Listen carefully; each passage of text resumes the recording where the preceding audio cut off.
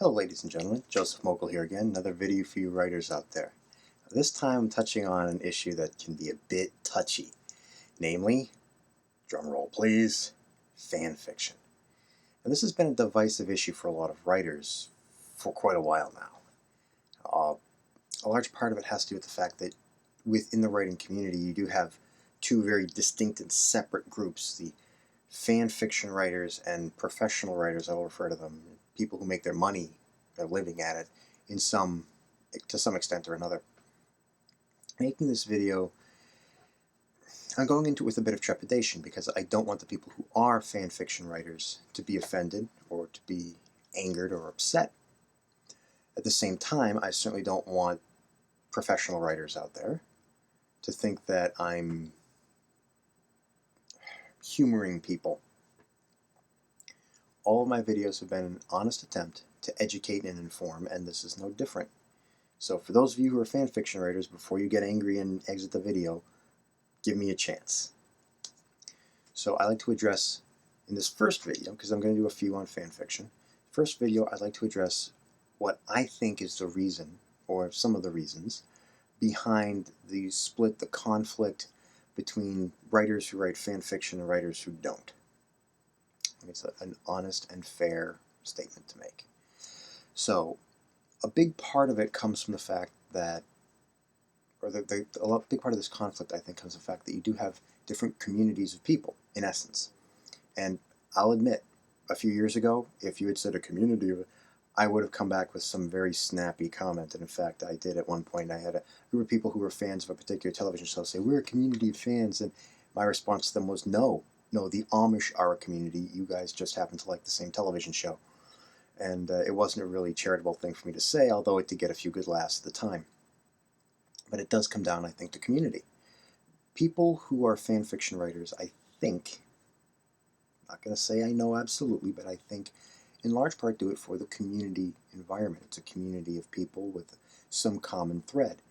And I think for a long time I didn't really understand what the real reason behind that is.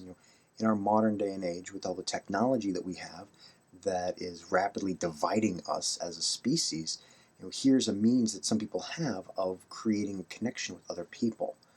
And that's a good thing. That being said, for people who are professional writers, people who write to make a living, there's a big hurdle between fan fiction and what fan fiction writers call original fiction. And that has to do with how different writing communities define being a writer. As someone who's economically a semi-pro writer, some of my yearly income comes from my writing, some of it doesn't. My day job, I'm a draftsman. I design blueprints. That's what I do during the day. At night, I write. So for me, when I think of the definition of what it means to be a writer, a large part of that comes from creating my characters, creating the world that they're in, creating the dynamic, the structure, the plot line. The idea of taking that from someone else isn't something that appeals to me. On a personal level, I like the creative control of making my characters, making my world, making it exactly what I want it to be. And a lot of other writers feel much the same way, that part of what defines being a writer to them is creating the characters and creating the world. Elements that a fan fiction writer borrows from, and I just say borrow, it's not stealing, it's borrowing. My previous videos on Creative Commons and fair use, there's no real plagiarism, which is one of the big accusations that a lot of professional writers have made. Oh, it's plagiarism. Not really. Not legally. There's no court in the US that's going to take someone who's written a couple of fan fiction stories on DeviantArt or Tumblr that would take an accusation against them seriously. It's not plagiarism. Patently not plagiarism. But yet there are some writers who've made that accusation. And I think that comes from the fact that professional writers, we define, I say we because I am semi-pro, we define being a writer in part with that creative process, which makes it difficult for us to kind of go, well, wait a minute, you're taking someone else's characters. you're a writer? Why aren't you inventing your own? So right there, there's a philosopher from India named Jiddu Krishnamurti who talked about communication in one of his books, and he said that an important thing in communicating is that people on the same wavelength, if people on different wavelengths, they're going to be saying, it might even be saying the same thing, but they're not going to communicate. They have to be on the same wavelength, they have to be doing things the same way in order for that communication to occur. So I think the large part of this conflict is that fan fiction writers are speaking on one frequency, and professional writers are speaking on a different frequency, and they're just missing. And I think that's what a large part of it boils down to. And it does come down, I think, to that definition of what does it mean to be a writer? So, all that being said, I think that's where a large part of this conflict comes from. But there are also certain pieces of misinformation that some people that I know who write fan fiction have been under, and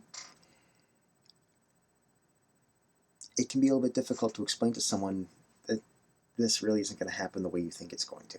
I'm going to save like the 50 Shades of Grey. It's fan fiction. I hate to disappoint. But that's actually for a different video. I'm going to wrap it up right here because I think that just this alone is kind of a heavy thing for a lot of people, because we do, as human beings, define ourselves in large part by the things we do, and our hobbies, our loves, our passions define us. So when dealing with a subject where you've got groups of people in conflict over something like writing in an artistic field, something that we use to define what it means to be human. Art helps to define what it is to be human, whether it's painting or sculpture, or writing or poetry or what. Art is a defining factor of the human experience. So to challenge those parameters for what is this type of art, what is that type of art, it can be dicey at best. All right. If you have any comments, and I'm sure there are going to be some on this one, please leave them below. If you have any questions for me, email me, like and subscribe below. And if you have any, like I said, if you have any questions, get my email through my YouTube page, or you can get my email through my website. The address is in the link in the description below. All right, more of this particular topic next week. Cheers.